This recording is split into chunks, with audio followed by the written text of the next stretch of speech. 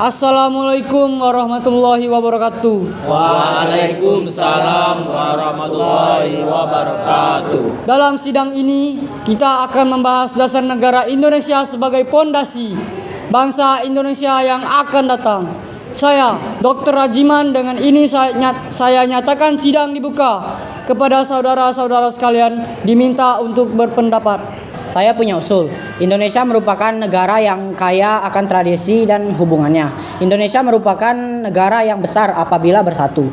Oleh karena itu, Indonesia membutuhkan dasar negara yang mengkokohkan seluruh pihak dan seluruh bangsa. Saya setuju dengan Ahmad Subanto.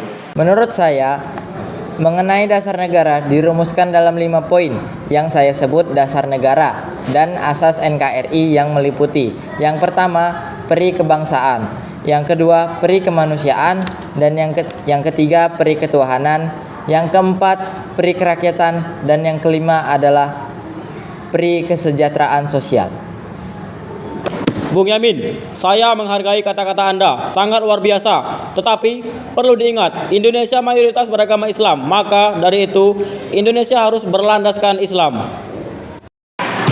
Apakah Anda tidak dengar? Kami membutuhkan dasar negara, bukan kepentingan Anda saja yang dibutuhkan. Tenang saudara-saudara, jika rapat dilakukan seperti ini, kita tidak akan bisa menemukan dasar negara. Kita cukupkan rapat hari ini dan akan dilanjutkan esok hari. Assalamualaikum warahmatullahi wabarakatuh. Waalaikumsalam warahmatullahi wabarakatuh. Hari ini kita akan melanjutkan rapat kemarin. Karena kemarin kita masih belum dapat merumuskan dasar negara Indonesia. Maka dari itu, laporan hasil kemarin akan disampaikan oleh Panji Suroso. Saudara-saudara sekalian, rapat kemarin kita mendapatkan usulan dasar negara dari Bung Yamin. Tapi poin peri ketuhanan itu masih mengganjalkan kita. Jadi, apakah saudara-saudara sekalian memiliki pendapat yang lain? Saudara-saudara sekalian, saya pikir tidak ada lagi gunanya untuk menyampaikan permasalahan agama. Karena masih banyak permasalahan yang penting dan mendesak untuk kita bahas. Saudara-saudara sekalian, izinkan saya mengusulkan pendapat saya tentang rumusan dasar negara. Yang pertama, kesatuan. Yang kedua, kekeluargaan. Yang ketiga, keseimbangan lahir batin. Yang keempat, musyawarah. Dan yang kelima, keadilan rakyat. Terima kasih. Apakah ada pendapat lain? Jika tidak, rapat akan dilanjutkan pada esok hari. Terima kasih.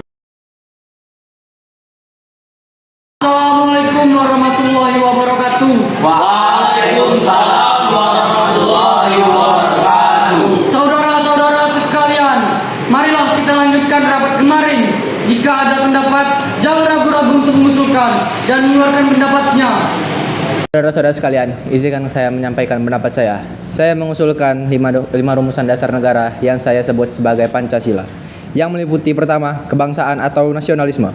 Kedua, peri kemanusiaan atau internasional. Yang ketiga, mufakat atau demokrasi.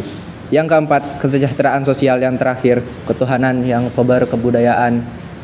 Terima kasih.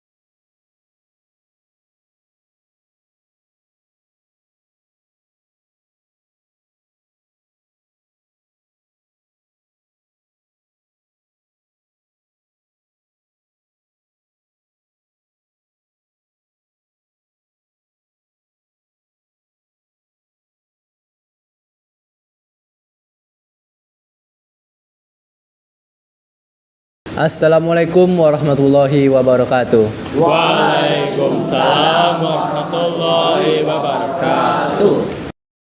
Saudara-saudara sekalian, pada hari ini kita akan melaksanakan sebuah rapat yang dimana rapat ini bertujuan untuk mendapatkan ide-ide rumusan dasar negara. Baiklah, apabila bung-bung sekalian ingin berpendapat, dipersilahkan. Menurut saya, untuk sila pertama, saya menyarankan untuk memasukkan ketuhanan dengan kewajiban menjalankan syariat-syariat Islam bagi pemeluknya. Bung, menurut saya jika memasukkan syariat Islam saja akan tidak egois. Indonesia merupakan negara yang beragam dan memiliki banyak agama. Ada benarnya juga kata Bung Subarjo. Karena menurut saya syariat Islam adalah hal yang tepat untuk membangun negara Indonesia. Meskipun begitu, akan terkesan sombong jika hanya Islam saja. Karena perlu diingat sekali lagi, agama yang ada di Indonesia bukan hanya Islam saja. Lagi pula, Islam adalah agama yang cocok di Indonesia. Tidak bisa, Bung. Indonesia sangat beragam, terutama pada agama. Lalu, apakah ada yang lain selain syariat Islam? Saudara sekalian, harap tenang, kita tidak dapat seperti ini. Tidak bisa, Bung. Jika syariat Islam tidak dapat diterima, maka apa yang akan kita jadikan sebagai dasar negara kita? Tenang, Bu. Jangan terlalu terbawa emosi. Jika kita terlalu terbawa emosi, apa yang akan kita dapatkan dari hasil rapat ini? Saya setuju dengan Ahmad Subarjo. Saya menyarankan untuk sila kedua kita memasukkan asas-asas kemanusiaan. Bukankah asas persatuan lebih penting dan cocok dalam sila kedua? Tidak, Bung. Kemanusiaan juga penting untuk bangsa kita. Saya setuju dengan kalian yang Saya juga setuju, Bung. Baiklah, Bung, kita akan menyetujui asas kemanusiaan akan menjadi yang kedua. Bung, menurut saya asas persatuanlah yang cocok untuk menjadi sila ketiga. Kami setuju. Baiklah, saudara-saudara sekalian, kita sudah menyelesaikan rapat pada hari ini. Lalu Bung, apa nama yang cocok untuk seluruh asas yang telah kita gabungkan pada rapat ini? Kita akan menamakannya Piagam Jakarta. Baiklah, dengan begitu, rapat pada hari ini 22 Juli 1945 akan saya tutup. Salam merdeka. Merdeka!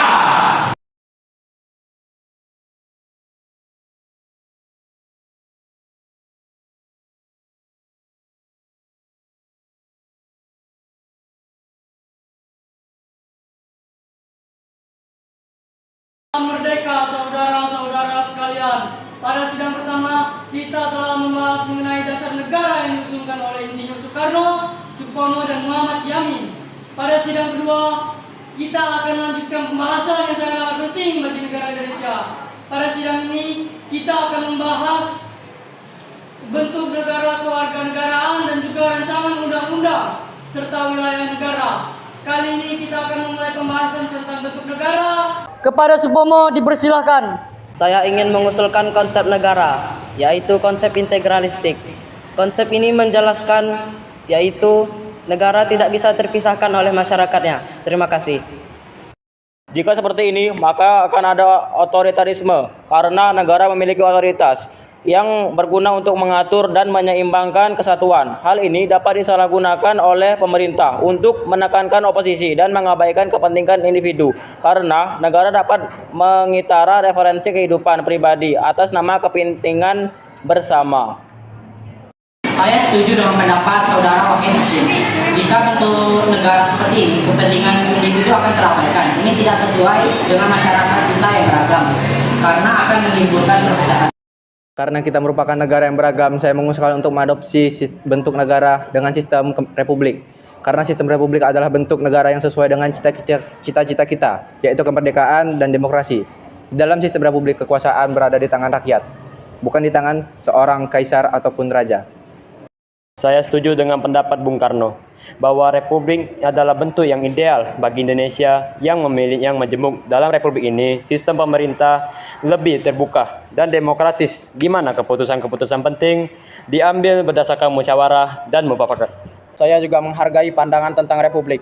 Namun saya ingin mengingatkan bahwa Indonesia memiliki sejarah kerajaan yang panjang dan berakar kuat di masyarakat. Mungkin kita perlu mempertimbangkan bentuk negara yang dapat mengakomodasikan dua aspek tersebut, seperti negara federasi atau negara serikat. Pendapat yang disampaikan oleh Ki Bagus sangat bagus dan bijaksana. Namun saya khawatir bentuk negara serikat dapat memecah belah negara yang baru saja kita satukan. Kita harus berhati-hati agar bentuk negara yang kita pilih nantinya tidak menimbulkan perpecahan. Saudara-saudara sekalian, dalam pembahasan bentuk negara, kita juga harus membahas batas wilayah. Saya mengusulkan atas batas wilayah Indonesia mencakup seluruh bekas wilayah Hindia Belanda, yaitu dari Sabang sampai Merauke, di mana di antara laut Pulau-pulau juga kita harus akui sebagai kedaulatan, karena laut adalah bagian penting atau jalur penting ekonomi dan keamanan negara. Saya sependapat dengan Muhammad Yamin.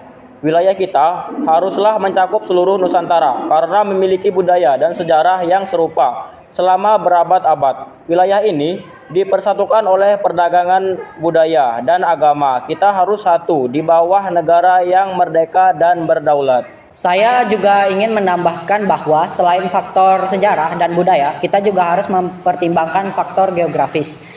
Karena wilayah kita berbentuk kepulauan, harus diatur dengan baik dan agar kita bisa menjaga keamanan dan kesatuan negara kita. Betul sekali, kita harus menjaga keutuhan wilayah darat dan laut. Namun, kita juga perlu memperhatikan aspirasi penduduk setempat. Kita tidak boleh memaksakan wilayah yang ingin berdiri sendiri atau memiliki identitas yang berbeda. Saya setuju dengan pendapat Ki Bagus. Kita harus menciptakan negara yang inklusif dan menghargai keberagaman. Namun saya juga percaya bahwa kita harus berusaha sekuat mungkin untuk menjaga keutuhan wilayah Indonesia agar kita bisa menjadi warga yang besar dan kuat. Saya setuju dengan pendapat saudara semua, terutama dalam menentukan wilayah negara. Untuk menentukan wilayah kita diperlukan undang-undang yang akan menjadi landasan konstitusi negara Indonesia. Saya ingin meminta saudara Supomo sebagai ahli hukum untuk menyusun draft awal undang-undang. Terima kasih dalam menyusun rancangan undang-undang dasar negara ini. Saya berusaha merumuskan konstitusi yang sesuai dengan karakteristik bangsa kita. Saya terinspirasi dengan konsep terintegralistik, di mana negara dan rakyat adalah suatu kesatuan yang tidak bisa terpisahkan.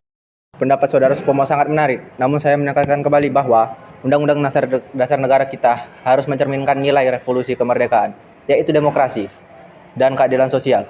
Saya mendukung adanya lembaga perwakilan rakyat yang kuat dalam struktur pemerintahan kita agar kedaulatan benar-benar berada di tangan rakyat, sesuai bentuk negara yang kita asumkan nanti. Sekali lagi, saya setuju dengan pendapat Bung Karno bahwa Undang-Undang Dasar harus memberikan ruang bagi demokrasi yang sejati, di mana pemerintah harus bertanggung jawab kepada rakyat melalui perwakilan yang dipilih secara langsung. Selain itu, Undang-Undang Dasar harus mencakupi perlindungan terhadap hak-hak manusia serta menjamin keadilan sosial bagi seluruh rakyat Indonesia. Saya ingin menambahkan bahwa Undang-Undang Dasar harus mempertimbangkan kesatuan wilayah dan bangsa. Kita harus merancang struktur negara yang luas dan beragam. Saya ingin mengingatkan bahwa selain struktur pemerintahan dan hak asasi, kita juga harus memastikan Undang-Undang Dasar kita berdasarkan pada nilai-nilai keagamaan yang dianut oleh mayoritas masyarakat. Negara Indonesia, Pancasila sebagai dasar negara juga harus diimplementasikan dalam setiap pasal Undang-Undang Dasar, terutama dalam aspek moral dan etika pemerintahan. Saudara-saudara sekalian, kita telah mendengar berbagai pandangan yang sangat amat berharga. Saya yakin dengan semangat gotong royong, kita bisa merumuskan undang-undang dasar yang adil dan mencerminkan cita-cita seluruh rakyat Indonesia. Mari kita teruskan pembahasan ini dengan semangat persatuan dan kesatuan. Merdeka! Merdeka!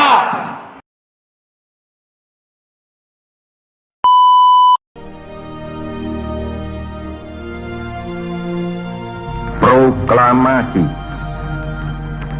Kami, bangsa Indonesia, dengan ini menyatakan kemerdekaan Indonesia. Hal-hal yang mengenai pemindahan kekuasaan dan lain-lain diselenggarakan dengan cara saksama dan dalam tempo yang sesingkat-singkatnya. Jakarta, 17 Agustus 1945, atas nama bangsa Indonesia, Soekarno Hatta. Assalamualaikum warahmatullahi wabarakatuh. Waalaikumsalam warahmatullahi wabarakatuh. Sebelum rapat ini dimulai, saya menghantar perencanaan untuk menambahkan 9 anggota baru PKI kita. Di antaranya berasal dari golongan muda, yakni Sukarni, Dewi Saleh, dan Pikana. Namun karena golongan muda masih menganggap bahwa PPKI adalah badan buatan Jepang, mereka pun mengundurkan diri. Oleh karena itu, nama kita baru kita Wiranata Kusuma, Ki Hajar Dewa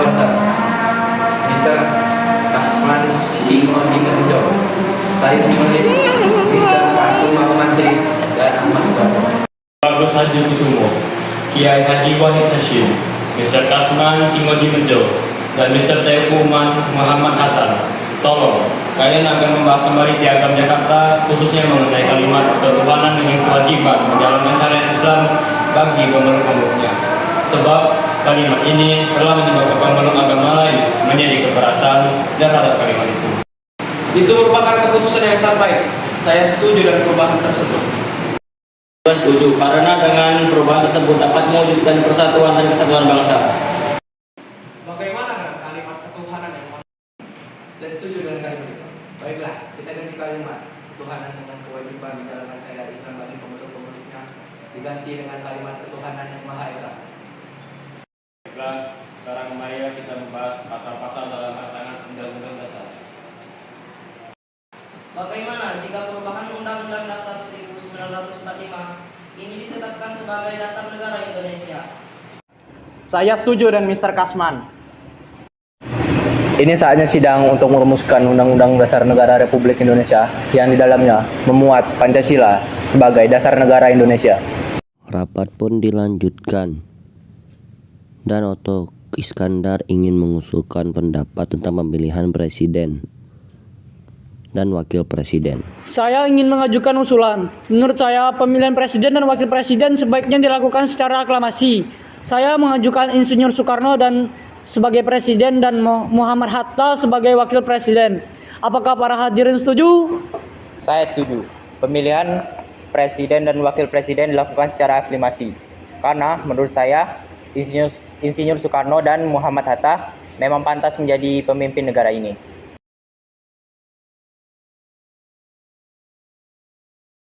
Karena masih ada waktu, bagaimana kita lanjutkan dengan perundingan untuk membentuk komite nasional untuk membantu presiden dan wakil presiden selama MPR dan DPR belum terbentuk. Bagaimana? Sebelum rapat ini saya tutup, saya meminta tolong kepada 9 orang anggota yang untuk bertindak sebagai panitia kecil untuk membahas hal-hal yang meminta perhatian mendesak, seperti pembagian wilayah negara, kepolisian, tentara kebangsaan, dan perekonomian. Untuk itu saya meminta Otto Iskandar sebagai pemimpin dari panitia kecil ini. Apakah Anda setuju? Saya setuju. Baiklah, terima kasih. Rapat hari ini kita tutup. Wassalamualaikum warahmatullahi wabarakatuh. Waalaikumsalam warahmatullahi wabarakatuh.